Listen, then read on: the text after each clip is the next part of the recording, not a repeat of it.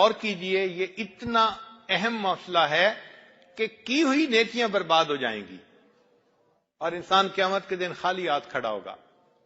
لہذا یہ بہت ہی توجہ طلب بات ہے کہ ہم شریعت کی چند باتوں پر عمل کر کے خوش نہ ہو جائیں کہ جی ہم تو بڑے نیک بن گئے۔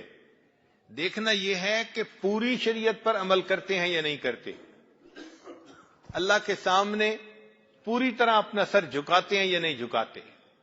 اور اگر منمانی کر لیتے ہیں، خفیہ گناہ کر لیتے ہیں، خلوت میں گناہ کر لیتے ہیں، تو اس کا مطلب یہ کہ ہم تو اپنے نفس کی پوجا کر رہے ہیں، جس کی وجہ سے قیامت کے دن پہاڑوں برابر نیکیوں کے باوجود جنت میں نہیں جا سکیں گے، جہنم میں جانا پڑے گا۔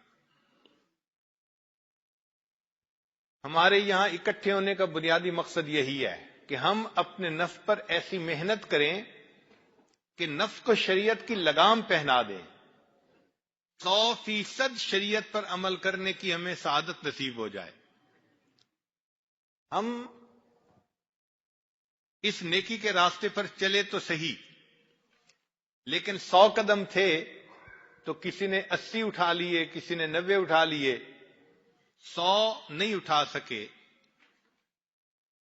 حسرت ہے اس مسافر مضطر کے حال پر جو تھک کے رہ گیا ہو منزل کے سامنے۔ کتنی عجیب بات ہے، لوگ بھی ہمیں دیندار سمجھتے ہیں اور ہمارا اٹھنا بیٹھنا ہے بھی دینداروں والا، لیکن 100% گناہ نہ چھوڑنے کی وجہ سے اللہ رب العزت کے دفتروں میں ہم نیک نہیں کہلاتے، وہاں ہم دو رنگی والے منافق کہلاتے ہیں۔ تو یہ بہت اہم نقطہ ہے کہ ہم پورے گناہوں کو چھوڑیں اور اللہ تعالیٰ کے سامنے اپنے سر کو جھکا دیں، ہر کام شریعت کے مطابق کریں۔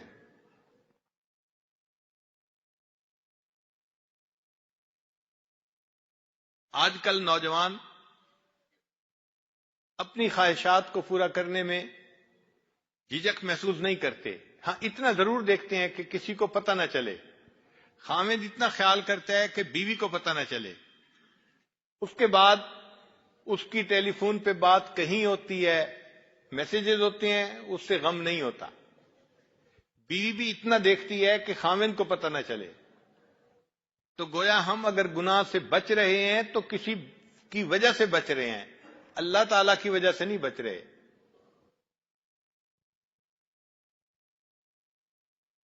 اس لیے میں اپنے دوستوں کو کہتا ہوں کہ جب میسیجز میں کسی کو لکھے نا آئی لو یو تو ہاتھ کانپنے چاہیے، زبان سے کسی کو کہے نا آئی لو یو تو زبان کانپنی چاہیے۔ کیوں؟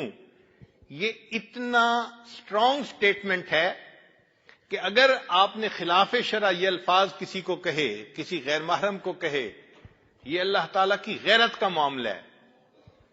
عین ممکن ہے کہ آپ یہ الفاظ لکھ کر ٹیکسٹ کریں گے کسی کو اور اللہ تعالیٰ کو غیرت آئے اور وہ فرما دیں کہ اچھا میرے چاہنے والوں میں سے اس کا نام خارج کر دو۔ تو یہ کوئی چھوٹی سی بات نہیں ہے، بہت سوچ سمجھ کے یہ لفظ لکھنے چاہیے۔ اور آج تو کفر نے ایسا ماحول بنا دیا ہے کہ کسی کا فون آ جائے آخر پہ لازمن یہ الفاظ کہتے ہیں، اور دکھ اس بات پہ ہوتا ہے کہ توقع کرتے ہیں کہ اگلا بھی یہی لفظ کہے گا۔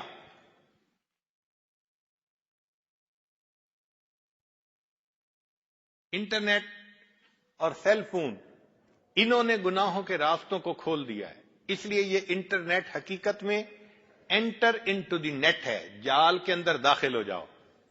جس کو عادت پڑ گئی اس کی وہ جال میں پھنس گیا۔ تو ایسی زندگی کہ جس میں انسان لوگوں کے سامنے ہو تو مومن ہو اور تنہائی میں ہو تو پھر فاسق و فاجر ہو، یہ دورنگی کی زندگی بھی اللہ رب العزت کو پسند نہیں ہے۔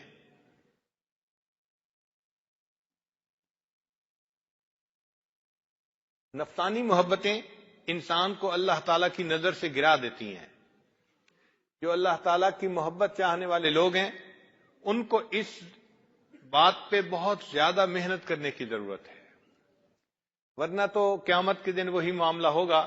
قرآن مجید میں ایک بڑھیا کے بارے میں فرمایا کلتی نقدت غزلہا من بعد قوت انکاسا، کہ وہ دھاگے کاٹتی تھی اور جب پوری کام ہو جاتا تھا اپنے ہاتھوں سے دھاگوں کو توڑ بیٹھتی تھی۔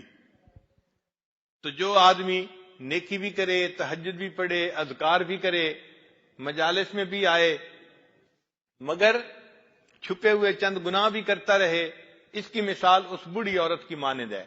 اس نے بھی دھاگا تو کاتا، لیکن کاتنے کے بعد پھر اس دھاگے کو توڑ بیٹھی۔